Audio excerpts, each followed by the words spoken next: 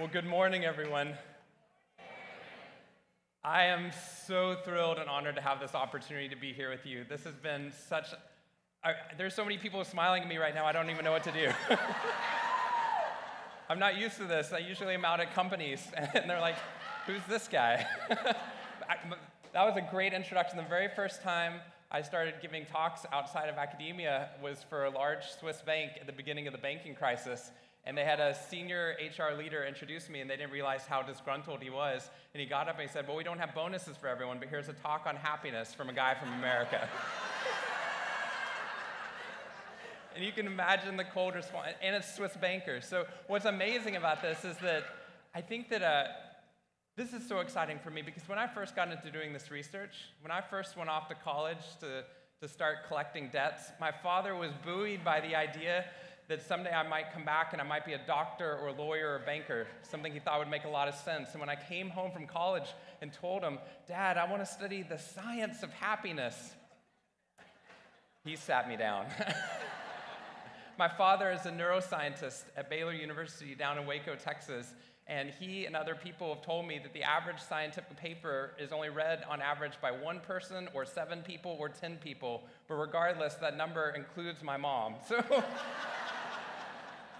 to see this research actually come alive and to see it in so many different ways, seeing it embodied with the yoga, seeing people come at this from a spiritual perspective, from the educational side, is absolutely a thrill. My father, so I know that this group is, I can't give the normal talks that I give out at companies. This is a graduate level group, and you know all the things that I would normally be saying. So what I want to do today was to share some of the stories behind the stories, to talk about what I think we're seeing happen in the world. I think that we're seeing everything, the change from people having a cold response to happiness, 8, 10 years ago, to a completely different world where people are starting to be open to this idea now. A couple years ago, 2 years ago, I was invited to speak at the Pentagon, and they brought me down into the basement of the Pentagon where they had this whole maze of hallways. They took my cell phone and put it in a lead-shielded safe in case I tried anything during a happiness talk, and they brought me into this room, which was filled. They didn't expect it. It was a small room. It was filled with all these senior warfare leaders, all stone-faced, listening very intently out in the hallways. And I think I did the bravest thing I've ever done. I gave the unicorn story to the Pentagon. Completely stuff. My sister Amy, the unicorn, is actually here at the event. She spoke yesterday at the track, so if you see a unicorn, that's Amy. So I gave the story. No one laughed. No one did anything the whole talk. And this guy came up to me at the end, and he said, Shawn, 5 years ago, the Pentagon could not have had a talk on happiness. Something has changed. The conversation's changed. And now when I talk to the people that are around me, we realize that if we really want to get the best out of people, we have to start talking about what's best for people within their lives. I think what we're seeing is something extraordinary. He then told me a story about when he first got 3,000 Marines under his command. The very first thing he did was he made note cards that said, did you learn a new skill set today? Did you teach a new skill set? And did you make somebody smile? And the people underneath him started tearing up the note cards and said, you are going to make a fool of yourself as a leader. You can't be asking Marines to go around smiling at people. And his very first job was to stand in front of them and to tell them what he thought happiness meant to him. And happiness to him was that if you're covered with mud, you've been running for 5 miles, you've got a heavy backpack on, you've got blisters on your ears from the helmet rubbing on it, but you're still smiling because you're a Marine and you're trying to serve this country, that's the type of happiness he wanted. The joy you felt moving towards your potential. And that's where I want to start today, because I know as we talk about happiness, this room gets it. Outside of this room, people think happiness might not be a choice for them, or that happiness is something that's too difficult to talk about. I've worked at organizations where over and over again, they say, we like the happiness advantage. Can you change it to positive leadership? Or could you do grit and resilience instead of happiness? Like, they seem like easier words to talk about. Happiness is so ambitious. The fact that you're here is ambitious, right? Not just engaged, right? We're not just engaged. People were very engaged as the Titanic was going down. That's not our goal. Our goal is joy and meaning in our life and being able to make this world a better place for other people. So where I want to start with is how we've been talking about happiness out with these organizations worldwide. So I got into this, some of you might know this, back from the divinity school. I was studying Christian and Buddhist ethics at Harvard Divinity School, looking at how our belief systems change the way we decide to act within the world, why we forgive, why we give, why we wake up in the morning. And while I was doing that, I was there with who many of you heard, everyone heard yesterday, my mentor, Dr. Tal Ben-Shahar, who is phenomenal and is the reason that I'm here today, was teaching a course on positive psychology, initially as a seminar and then for all the students that were there. And as I started to realize that there was a science behind these things we were looking at in the divinity school. Like, we could quantify things like optimism, compassion, hope. Of course we could quantify depression. The world's fine with us quantifying depression, right? We know that can happen, but happiness, no, that's too soft. We can't talk about it.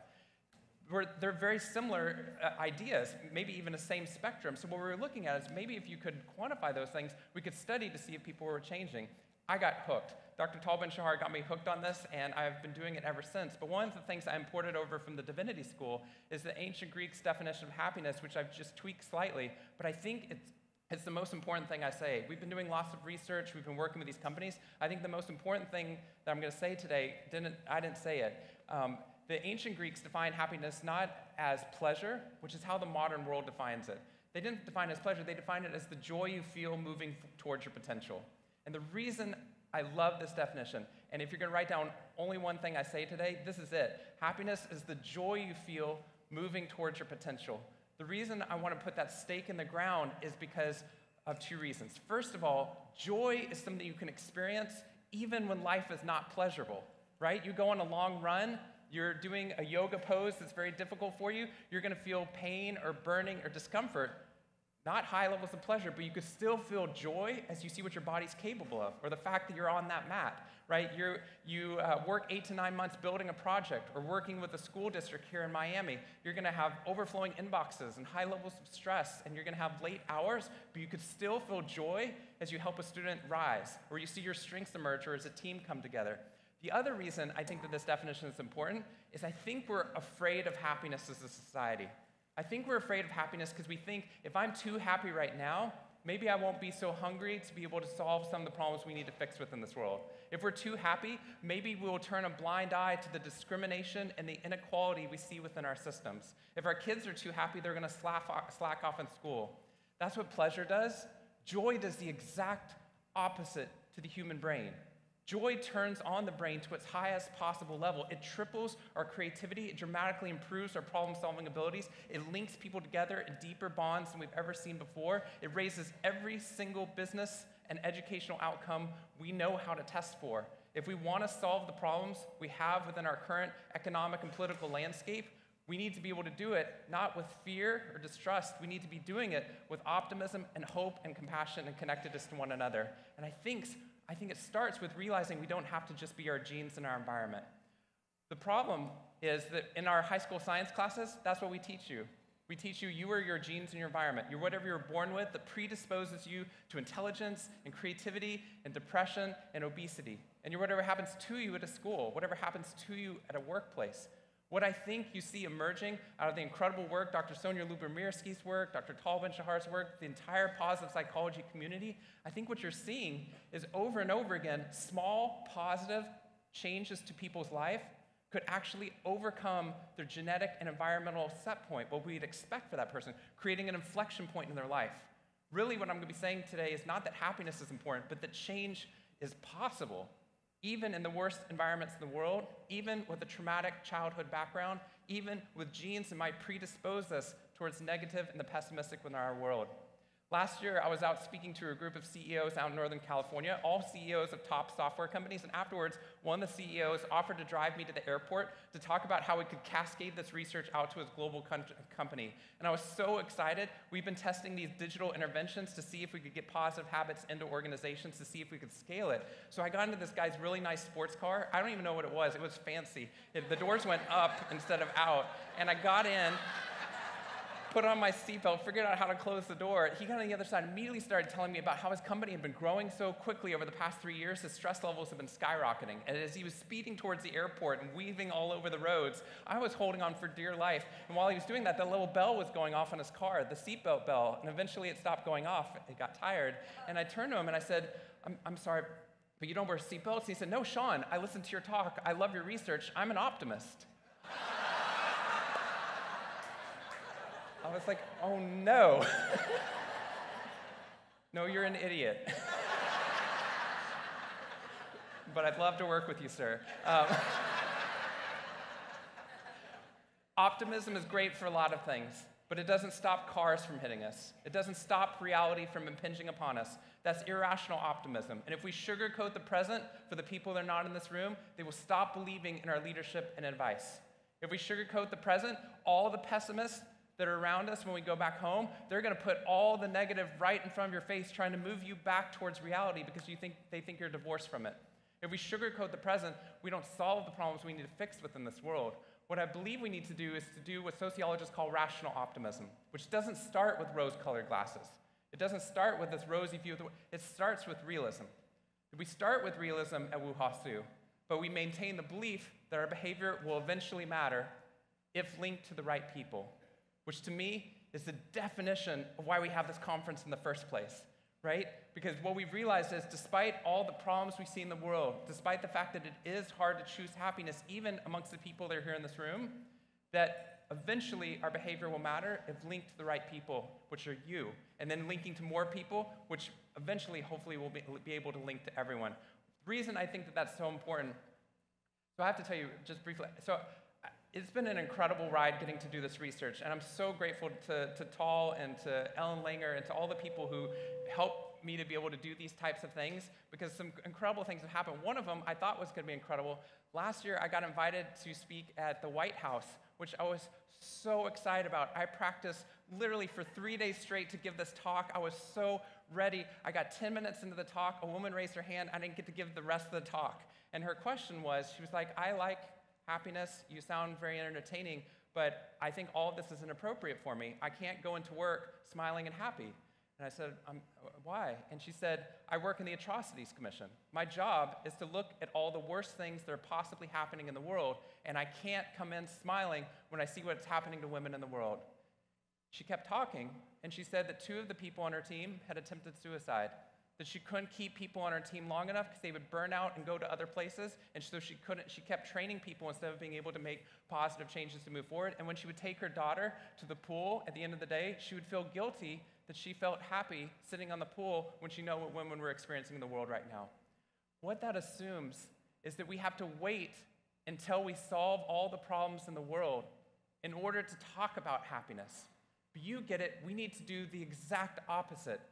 I talked to Brené Brown. She did a series on courage, and she said, I think the bravest word I know is happiness, because it takes a lot of bravery to actually invite happiness into a world where we don't get to control all the things that are going on.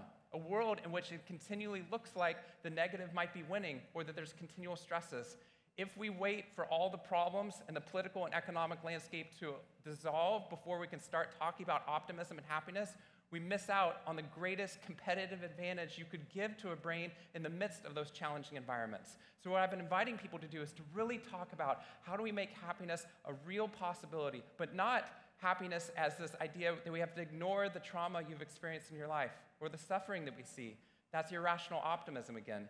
One of the things I really wanted to stress that I've talked to a couple of you here today about, where I was talking to Pascal from Miami-Dade University, and she was saying, how do you talk about, with students that might be dealing with very deep and real and long-term issues, to talk about happiness and gratitude immediately, which seems so foreign to them.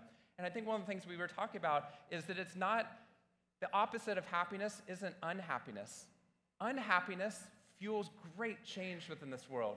If you're unhappy, it might be because you recognize that there's injustice in the system. If you're unhappy, it might be because you're doing something immoral. If you're unhappy, it might be because your job is not right for you and you need to become a happiness ambassador. Whatever it is in your life that you feel like that there's something that's not working for you, I think that unhappiness can fuel great change. The opposite of happiness to me is apathy. Apathy is the belief that your behavior no longer matters and that you can't choose joy. Happiness is the joy you feel moving towards your potential. Happiness is the idea that there's no way you could reach that. When I was in Dr. Tal Ben-Shahar's course, I was actually going through a period of depression, and the very first thing I did was write in a journal because of one of the exercises he had us do. I started writing in a journal about the positive things that were going on in my life, and I still have the journal, and I showed it to my wife, Michelle Geelan, who's here as well, and it says, I don't remember feeling happy, and I don't think I ever will feel happy again. Extraordinarily different from what's happening here today. And what I love about that is it's not the end of the story for people. So what we're trying to show people is that's possible. In order to talk about that and to show you how powerful this room is to overcome those challenges, I'd like to do a brief experiment with you that I've now done in 51 countries across the globe, but I'm so excited to do it here at Wuhasu. You don't have to do any of my experiments. I'm not allowed to bring consent forms to talks anymore after the electric shock problem we had a couple times ago. If you're willing to participate, all I need you to do is to please partner up with someone that you're sitting next to. Please partner up into pairs of two. Of course, partner up into pairs. The only caveat is I'm legally required to tell you that you cannot partner up with someone that you're married to for this experiment or that you wish you were married to. So move around if that's a problem for you.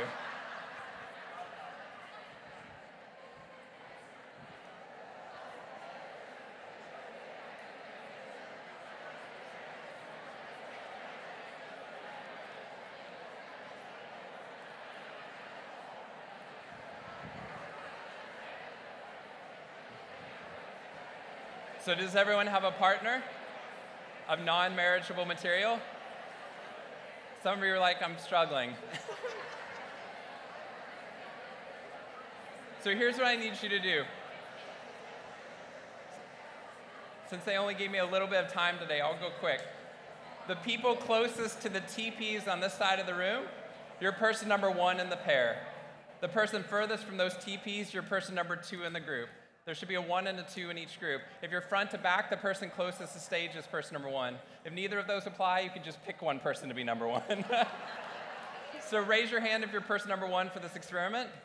Raise your hand if you're person number 2. Okay, that's not the experiment. I have to do this now because I did this experiment on Wall Street a few months ago, and it literally took that bank 5 minutes to figure out who number 1 in the group was, which explains their problem. So here's what's interesting. How many of you have a psychology degree or you read a lot of psychology books? I know it's going to be a large number here. Oh, it's amazing. So for my psychology friends, this is just the emotional prime of the experiment. And for everyone else, this is nothing.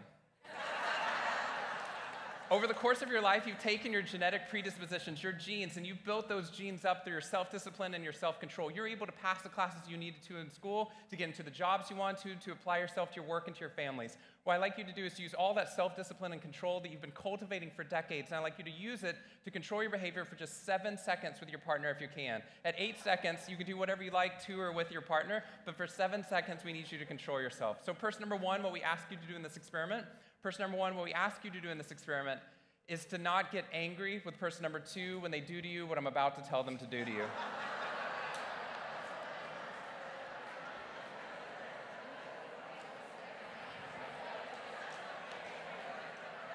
Person number 1, don't get angry, don't get sad. Please, please don't cry like the group a couple weeks ago. That was so embarrassing. That was at the Pentagon. So I basically need you to do nothing with your partner. So person number 1 and 2, please turn and face one another. Person number 1, make sure you're within striking distance of person number 2.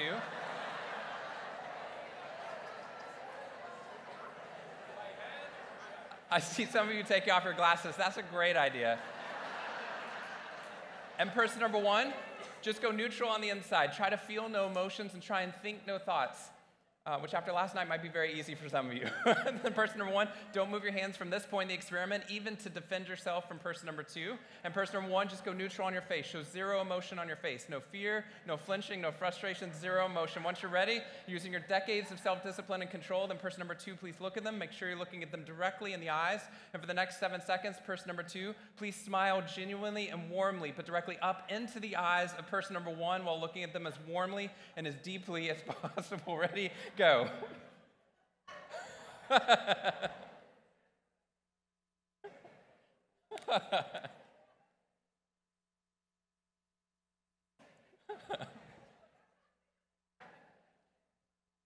And stop.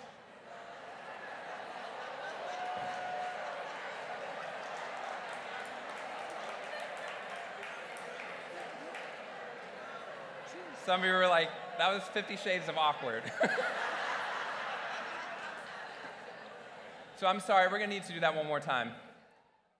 I didn't realize person number 2 was going to be the one with all the power and control in this relationship. So we're just going to switch this around. Now, my few psychology friends know you never repeat a psychology experiment with deception in it, but let's just try it. Person number 2, go neutral on the inside. Feel no emotion, think no thoughts, control your face with your decades of self-discipline and control. Person number 1, please look at them. Make sure you're looking at them directly in the eyes. And for the next 7 seconds, it's your turn for retaliation. Please smile genuinely and warmly directly into their eyes while look at them warmly and deeply. Go.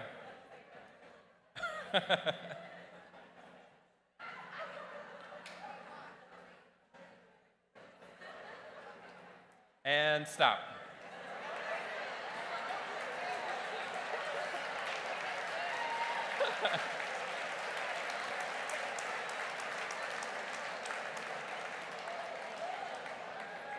I love that you're clapping. I have no idea why. That was terrible.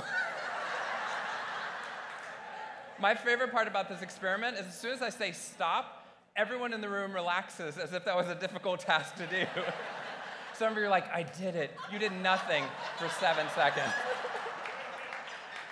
Failure in this experiment, failure meant you smiled when I asked you not to. Success meant that you did not smile for the full 7 seconds. Raise your hand if you failed miserably in this experience while you were smiling, by smiling when you're not supposed to be. Raise your hand. Look around at the room, that's incredibly high. Raise your hand if you successfully did what I asked you to for the full 7 seconds.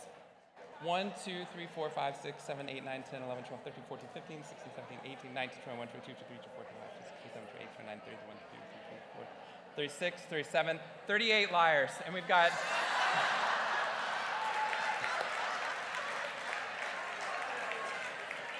Does anyone know how many people we have here? Have they said how many people we have here at the... So 1,000 people. This is one of the worst I've seen in the entire world at this percentage then, if that's actually the case. I've done this experiment in 51 countries across the globe. 80 to 85% of people worldwide cannot control themselves for the 7 seconds of this experiment. I've done this with senior level bankers, all men, all in their mid-50s in Tokyo, Japan. Smile percentage was still in the mid-70s. Extraordinarily universal response. I have to tell you one other thing because this is a World Happiness Summit. I had this experience. So I've done this in 51 countries. It's worked in all of them, but one of them I made a mistake that you, being so well-traveled, would have not made this mistake and figured it out before I did. But a couple years ago, 2 years ago, I was invited by a royal family in the Middle East to give a talk there to 300 women in the Middle East about how to raise up levels of positive leadership there. It was something I cared so passionately about. I started my talk and wasn't thinking, some of you are smiling, you know the mistake I made. Halfway through the experiment, I realized that 90% of the room was veiled for the smiling experiment, which had I thought of before, I would not have made that cultural mistake. But I'm so grateful I did because the women in the room taught me something. They told me that the experiment still worked. They could see the smile in the other woman's eyes. And behind the veil, the smile was equally contagious. I'm talking about this from the science side today, but if you listen for it, there's something so much deeper and so much more human going on here that the science is only scratching at. But from the science side, if you put me into an fMRI brain scan my brain while I'm smiling, small portions of my brain will show activation saying, Shawn, you're smiling, which we knew would happen, I'm smiling. But if I stop smiling, but you flash a picture of one of you smiling in front of me, small little portions of my brain called mirror neurons could start to activate. And if those mirror neurons activate, they can say, Shawn, you're smiling.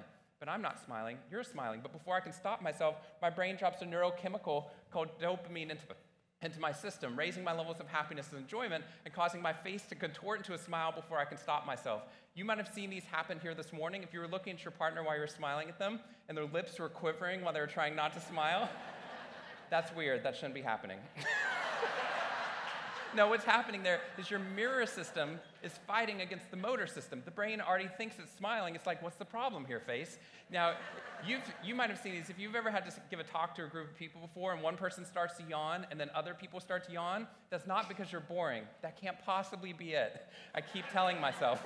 What's happening there is as I see people in my visual field start to yawn, my mirror neurons can tell me I'm the one that's yawning, and I can pick up the fatigue response of someone who's sitting all the way across the room. Where this gets fascinating is if you have 15 strangers all waiting for a plane, they don't even know they're part of an experiment yet, they're just waiting at their gate for their plane, and you introduce an undercover researcher to stand in the middle of the 15 people in a 5-meter radius, and the undercover researcher just begins to bounce nervously in place, tap his foot impatiently on the ground, and look at his watch repeatedly with a frown on his face. Within 2 minutes of waiting for that plane or train, depending on the study worldwide, on average, 7 to 12 of the 15 individuals will unconsciously start bouncing nervously in place and or tapping their foot on the ground and or looking at their watch more than 4 times in a 2-minute span of time. If you don't believe me, this is one of the experiments you get to try out yourself the next time you get on a plane, if you want to spread stress and negativity to the people on your plane.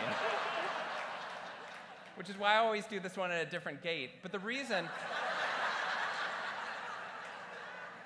I love this experiment is because it shows us not only do smiles and yawns spread, but it turns out negativity, stress, uncertainty, and anxiety we can pick up like secondhand smoke.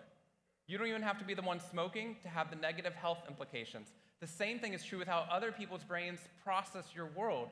You can be doing gratitude exercise, you can be doing positive things, but sometimes having those negative people in their world, if we're not conscious of it and we're not inoculated against it, those people will start to have a negative effect upon us. Now, when I go out to companies and tell them that, the very first thing I do is I see them writing down lists. They're like, I'm not gonna hang out with that guy anymore, I'm defriending her on Facebook, I'm not even gonna look at this person when I get home from work today, which is awkward because I'm married to them. And if that was somebody's approach, what they're doing is they're eliminating social connection, and you get it. They've just alienated the people who are currently expressing suffering. Those who are negative are the ones who don't believe their behavior matters or feel suffering within the system. You isolate those people, you exacerbate the problems for both sides. What we need to do is actually see how powerful we are. I'm not going to cover all the things you've been hearing about over and over again here at Wuhasu about the things that create positive change. There's so many of them. What I believe is that if we insert a single positive behavioral change into people's lives, something amazing happens. I think that we've been studying you wrong. There's no wires connecting any of our brains at work. There's no organic material connecting us to people at school. So we study you as individuals. Here's your intelligence. Here's your quantitative reasoning score. Here's your engagement. Here's even your happiness score. All of those are true. Here's your strengths. All of those are true. But they can mask the most important thing because those are individual attributes. What I think this research is an indication of is that we're not wired together, which would be a very clunky system for a species. Our brains are designed to be wirelessly connected through a mirror neuron network. I believe our brains are designed to be wirelessly connected through a mirror neuron network. It's the biological underpinnings of sympathy and compassion and empathy. And what we were finding was if we create those single positive behavioral changes into a couple people's lives, we can watch the brains of people around them tip towards the belief that happiness is a choice for them, that change is possible, and that we can make this a better world. We've seen it over and over again. I only have time for one example of this, but post-Hurricane Katrina, I got the opportunity to work with a group of hospitals in Louisiana, and hospitals have a very difficult time, right? Because their patients are their customers, and the customers are sick, or you just surrounded them with sick people. So now, how do you increase customer experience in the midst of it? What they did is they went out to see who was amazing at customer service. So they went out to the Ritz-Carlton, and they found at the Ritz-Carlton hotel chain that they train all their employees to do the 10-5 way, which is if you walk within 10 feet of an employee at the Ritz-Carlton, they're trained to make eye contact and smile at you. Within 5 feet, they're trained to say hello. It's actually really fun to go in and out of those spheres with them. Even if you're not staying there. What we did was, we imported that idea down to the group of hospitals, trained 11,000 doctors, nurses, and staff to be able to create the simple 10-5 way experiment. Those of you who try to create institutional positive change, you know the pushback you get from some people. We got some doctors that said, you hired us to save people's lives, we make you a ton of money, don't tell us how to walk up and down the hallway. We're not doing the stupid smiling initiative from HR. So we said, you don't have to, this is an opt-in program. But we surrounded them with 11,000 people who are trained to make eye contact and smile, and we're socialized to reciprocate. So if someone says hello to you in a hotel elevator, usually don't slam up against the side of the elevator, usually say hello back and then pull out your phone. Well, That's exactly what was happening in the hospital hallways. The doctors, nurses, and staff were all doing this simple reciprocation. Now, none of this is interesting. We haven't gotten to the patients. The patients coming into the hospital never learned the 10-5 way consciously. They never received a training. It wasn't posted anywhere they're supposed to be doing this 10-5 way, but as you videotape and observe those hallways, the patients coming into the space unconsciously learn the new social script. It's one you learned as soon as you walked into that entrance into Wuhasu about how we're supposed to interact with one another. The hammocks set an initial baseline of what the social script is for this place. Part of what we've been finding is, as those people walked into the hospital, they don't just reciprocate, they actually feel that they have license now to treat each other like human beings, and they actually initiate a social script they were never consciously learned, making eye contact and smiling. Now, that would be a cute story about how you change hospital hallways, but as we've worked with organizations, in order to get them to make the right decision, We have to quantify the positive effects on the backside of it to convince them of that. So I came back in 6 months later to look at what their key performance indicators were. And what we found was the group of hospitals that adopted this versus the ones that didn't had a significant rise in the number of unique patient visits to the hospital. The likelihood of patients to refer that hospital skyrocketed, and the doctor's engagement levels were the highest in a decade. What that means is more people cared for, better quality of care, and greater levels of happiness by the providers. With a simple 1-second free behavioral change that resulted in all of those positive benefits. My question to you is, what if we get more than 1 second? Smiles are great. What if we got more than 1 second with our family members, or somebody on a phone call, or a student we're counseling, or a family member who's in a negative state? Could we take somebody with a negative external world and turn them into a rational optimist? Could we take somebody with potentially genetic predispositions towards pessimism and turn them into a default optimist? I think that latter sounds like science fiction to the people outside of this room, but if you've made positive habits in your life and you started out pessimistic and your life has changed, you know that that doesn't have to be the end of the story. The genes and environment set the initial baseline, but positive interventions within our life, continually we see raising that baseline around which people fluctuate. So part of what we've been looking at is how do we create those positive changes. So I've worked with a large accounting firm. I work with KPMG, working with their tax auditors, trying to make tax auditors happier. And many of these auditors were spending 8 to 14 hours a day reading through tax forms, looking for mistakes and errors, which made them great at their job. Then they got promoted, and their levels of happiness dropped. I came in to work with them in 2008, right before one of the busiest tax seasons in history. A guy in the control group came up to me and said, over the past 3 years, I'm getting about 20% less work done. I just don't enjoy my work anymore. I'm struggling to find happiness within my life. I said, I'm so sorry you're experiencing this. What have you done to fix it? He said, I've tried everything, literally everything. One day at lunch, I decided not to eat lunch with my friends. I just sat there at my desk, and I made an Excel spreadsheet. And I was like, that's not going to help you at all. you should be eating. He said, no, I realized that this was impacting me at home, so I needed to open up a dialogue with my wife. So I made a list of all the things I wanted to talk to her about. I made a spreadsheet of all the mistakes I felt like she'd been making in our relationship over the past 6 months. So we could work on it together. I even prioritized it for her and printed out the spreadsheet, brought this home to my ex-wife, handed this to her. I listened to this guy tell the story, and what I realized was this is not a bad person. This is someone who got stuck, right? He trained his brain to look for mistakes and errors, which made him great at his job. But when he got promoted to be a tax audit manager, well, part of it, he never compartmentalized that skill set. Right? He never equally robustly scanned the world for the successes he had, or the strengths that got him to those successes, or the meaning involved in his relationship at work. So when he became a leader of other people, all he could see were the flaws and blemishes, nothing to praise or recognize. When he came home, he was treating his wife and his son like a tax form. If I could just get rid of these flaws and blemishes, then think how happy I'd be in this relationship. What we're starting to realize is, as we do conservative risk analysis, as we watch the news, tell me the negative stuff. I don't need to know about the positive. I just need to know about the negative. The positive's already good. As we open up our inbox, what are the fires I need to put out first? As we start our meetings, here's the things we need to cover. If we have time, maybe we'll do some gratitude exercises at the end. As we do that idea, our brains become experts at scanning the world for the negatives, the hassles, the complaints, the threats within our system. But because the brain is finite, that means we have no resources left over to scan the world for the things we're grateful for in that present moment, the meaning involved with our lives, and the ways we can make this a better reality for all of us. I've seen a lot of optimists post the election spending their dinners talking about all the threats and the fears that they have and getting stuck there. We have lots of things to be fearful of, and there's lots of things that are threats within the system. But if we lose the belief that our behavior eventually matters, or that mindset could still be a choice, or that we could create positive change even if we aren't in control of the government rolling control of our lives, what we find is a way of turning those conversations to a place where we believe our behavior matters instead of a place of paralysis. When that occurs, we can actually get people to feel the joy that they feel moving towards their potential again. One of the things that I care passionately about that we don't get to talk too much about here today is I got to do a documentary for HBO on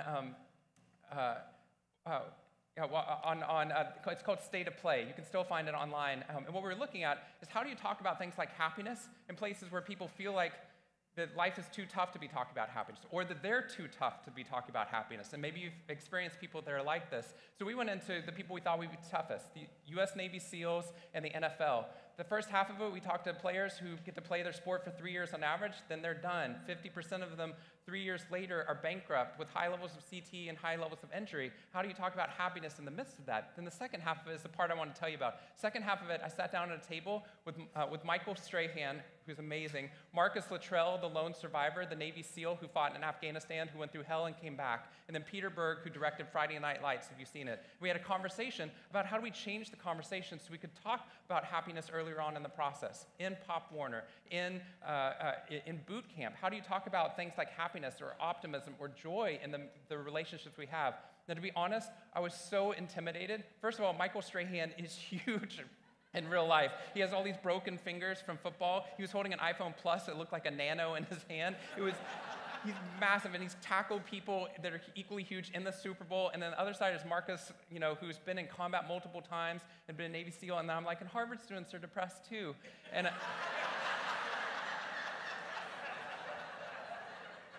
so I was trying to be as tough as I possibly could.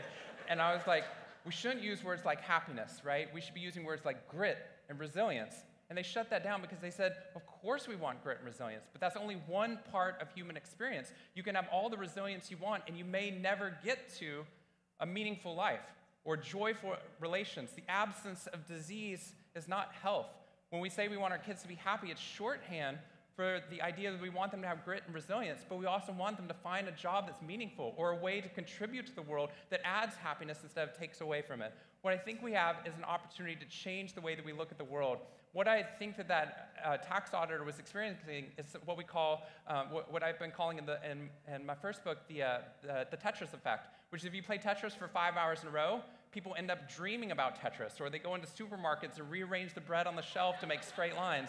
Has anyone here dreamed about Tetris? Usually there's at least 1 or 2 people that have dreamed about Tetris. If you play a game too much, it happens. For me, it was Vice City, so I'm loving Miami. And what happens is that if you do this for too long, what happens is, if you view, I think this is the deepest part of my comments, that if you view the world through the same pattern for too long, your brain keeps that pattern even if it's not working for you. I was working, the tax auditors, I think that's exactly what we were seeing happen to them. They got stuck in that pattern, but I think we can break it. As you listen to the other speakers here today, I think as they talk about positive habit changes they can make, and when I go out in organizations, I get them to write to think of 3 new things that they're grateful for each day for 21 days in a row. Or I get them to write in a positive journal one positive habit, one positive experience that they write bullet point 3 details about. So basically, you're doing positive expressive writing around one positive action that's actually occurred for 2 minutes, and then they could throw away the napkin that they bullet pointed on, whatever. You could write about what you were wearing, what you were thinking about, what you said. I did this with the National MS Society, actually 2 years ago, with people with chronic neuromuscular disease, because previous research has found that if you do positive expressive writing with a chronic neuromuscular disease, it turns out if you did it for 6 weeks in a 6 weeks in a row, 6 months later, they were able to drop your pain medication by nearly 50%. Just extraordinary effects that people don't realize that these small changes are the way that we move forward, right? Or getting people to meditate. At Google, I've been having them take their hands off of their keyboard for 2 minutes a day to watch their breath go in and out, right? For 2 minutes, they go from multitasking to single tasking right back to multitasking. They feel like they're 2 minutes behind the rest of the day. But if they do this for 21 days in a row, accuracy rates improve by 10%, levels of happiness rise, and stress levels drop. At Google, where they have endless swimming machines, right? Micro kitchens every 450 feet. But as I was working with their head of people operations, Laszlo Bach, he says that's not what gets people happy once they're here, because after 3 weeks of being at Google, people start complaining that the line for free sushi on Fridays is too long, right? Or why is this toilet seat not heated? How am I supposed to work here? And what happens is, as Dr. Lubomirski is going to talk about, the external world doesn't work for very long. There are long-term levels of happiness that are predicted by the ways that we're actually able to create meaning in our work, deep social connections, be able to see optimism, gratitude within things that we actually do. Aetna, a fantastic organization, decided to do either a mindfulness training, I just wrote about this for HBR, to either do a yoga or a meditation track. The company paid for it, and if somebody went through it, I know we're talking about all the benefits, but listen from the business side, $3,000 increase in productivity per employee that went through a mindfulness program, and a $2,000 drop in healthcare costs. A $5,000 flip, a turn for each employee every year by the company investing in what they should have been investing in the first place was the meaning and the mindfulness and the joy of the people that they were working with, so they were making them better while they're there. That, to me, is the future of happiness. And the final one, that's the future. And finally, at Facebook, this is the most powerful, and I want to mention it today. It's in my TED Talk, but I'm hoping you'll do it today, is I had people at Facebook and start their day thinking of one person each day, a new person each day, and you write a 2-minute positive email praising or thanking one person you know. That's it. 2-minute positive email each day praising or thanking one person you know. When you pull out your smartphone today, which I know you're going to do, write a text message to somebody in your favorites list that's not here, praising them for some sort of a strength. Watch what happens today. If you do this for the next 3 days in a row, you literally get addicted to it because you spend all day long thinking about how amazing you were for writing that email in the morning. You're like, I am the type of person who does this stuff. And you get great emails back because they don't know about that 2-minute maximum rule. So they write about how great they think you are. And you're like, tell me more. We should hang out more. But if we all came back here together 21 days from now here in Miami, which I think we should do, Karen, I think this should happen, but 21 days from now, we all come back here in this room, 21 days from now, if all of you magically did this, because it's rare that that happens, but all of you did this for 21 days in a row, this room would have your social connection score, the breadth, depth, and meaning in your social relationships would be in the top quartile for the entire nation. The reason that's important is social connection is not only the greatest predictor of long-term happiness we have, Tal mentioned that yesterday in his talk, but also I got to meet up in January with the US Surgeon General, who puts warning labels on smoking packs and what we were trying to convince him of, and he was actually already on board with this. He is amazing, Vivek Murthy. He is this idea that what if we got people to, instead of saying no to things, also said yes to something more than brushing your teeth. If you think of global habits, we got one. We get people to brush their teeth, and then a huge drop-off. There's nothing. What if we got every single child, the US Surgeon General says that we would like to see every single child practice these gratitude exercises every day, just like we shower and brush our teeth almost every day, right? What if we got them to do 2 minutes of meditation or 3 minutes of meditation every day? Every employee would do this. Not that it was forced upon them, but of course you wouldn't go into work without sleeping, eating, showering, and brushing your teeth. Why would I also not go in with a mind that's actually prepared for what we're about to experience? We're talking about creating these happiness hygiene habits so that people can spread this throughout the world. And I think it's so important because where I wanted to conclude today, and part of the reason I'm so grateful to Dr. Tal Ben-Shahar is that, as I mentioned at the beginning, I was going through depression while I was at Harvard. 3 years ago in February, my beautiful wife, Michelle, and I had a son named Leo, which I think I'm going to bring him tomorrow for just a little bit. So if you see me carrying around a kid, it's mine. It's and she said I was traveling too much, which I was. I've been doing about 100 talks a year, and Michelle's a speaker as well. She's been out speaking, and she said, you can't go anywhere in February when Leo's born. You can't go anywhere unless Oprah calls. 3 days later, Oprah called. I was like, that's amazing, Michelle, say somebody else too. And then because we had some complications and some problems, we struggled with Michelle and with Leo. 3 days after they got out of the hospital, I was in Oprah's backyard talking about happiness research. It was the craziest week we've ever had, and I'd never met a celebrity at this point. I thought I'd be cool. I was not at all. She had this redwood forest on her property, and you're supposed to walk, as one does, and you had to walk through this redwood forest to get down to see her for the first time, and they want to organically tape this meeting with Oprah, so they had all these camera crews ready, and I saw her, and my brain just turned off, and she was like, Shawn, Shawn, Shawn, and I didn't know the protocol, like, Oprah, Oprah, Oprah. And she had her hands up, so I grabbed them, but then I didn't know, are we doing a handshake or a high five?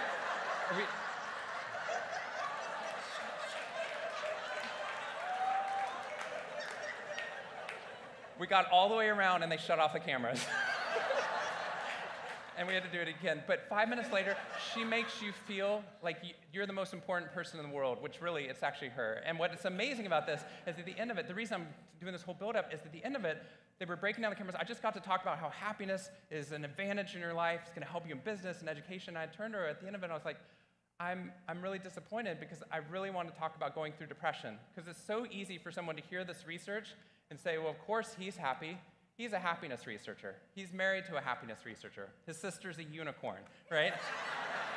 And of course, Oprah's happy. Look at all of her opportunity and resources, wealth, and success. It's got to be super easy to be happy if you're Oprah. She said, I went through 2 years of bad depression at the height of my career when I was making the most money, when Beloved didn't do as well as I wanted to, and I shattered.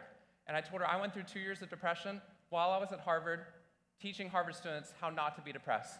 She turned back on the camera. We did a whole second hour that was so much deeper in the first, talking about how do you restart progress when you feel like happiness isn't a choice anymore. Dr. Talvin Shahar and those of you in positive psychology have taught me that if I simply did some of these positive habits daily, that if I just tried to choose happiness, a mindset shift doesn't work unless you pair it with behavioral change. And behavioral change doesn't work unless you pair it with mindset. That's why dieting doesn't oftentimes work. But if you put mindset and a daily habit, a devotion to gratitude, meditation, to yoga, to creating positive change in the world, we can create amazing impacts in people's lives. I did work, I'm going to conclude with this, I did work with a group called Orange Frog. That we made a parable off of the Happiness Advantage, which was for kids about a green frog that has orange spots, and every time it did something positive, it became more orange, and then it realized, which he hated because it made him different. You're different from the rest of the world. You're the weirdo outliers we study, and what we found was that, and in the story, he finds out that being orange is contagious and advantageous,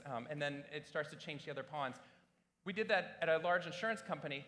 Over the next 18 months, the revenues increased by 50%, which is extraordinary. But then one of the guys there said, we need to get this in every school. And so what they did was they brought this into the poorest school in Iowa. In the bottom, oh, I'm out of time. Okay, I'm finished. The bottom 10%, this is amazing. Bottom 10, this is my last thing. Bottom 10, no, because there's amazing speakers about to come up that you're going to love this. But bottom 10% school, as judged by the Obama administration, they did this. They did trainings. They did the Ritz-Carlton training for their lunch staff. So they were passing out mashed potatoes and positive engagement. The bus drivers were providing positive notes to the people on their buses, to the students. It would go home to the parents. Turns out those bus drivers were the front-facing part of the school. We did this over the past 5 years. We just got this data back. The ACT scores went from 17 to 21 composite on average. They were a bottom 10% school. They have a 95% attendance rate. And for the first time in Iowa history's open enrollment, kids from the richer counties are actually going to the poorest county in Iowa to get a better education. Amazing. Amazing. This is the future of happiness. And what I want to say thank you to you is I think that shows us small positive changes really work. And I know that, and I wish I mentioned this at a dinner last night, I wish I could have told that Harvard student that was sitting on the floor of a bathroom so depressed that he didn't feel like he could ever find happiness again, and tell them that there'd be something like Wu Ha-Su someday in the future, and that I could be a part of it with you and surrounded by people, and if it weren't for you, if it weren't for Dr. Talvin Shahar and for my wife, I wouldn't be here today. So I want to say thank you, and I love you, and keep going.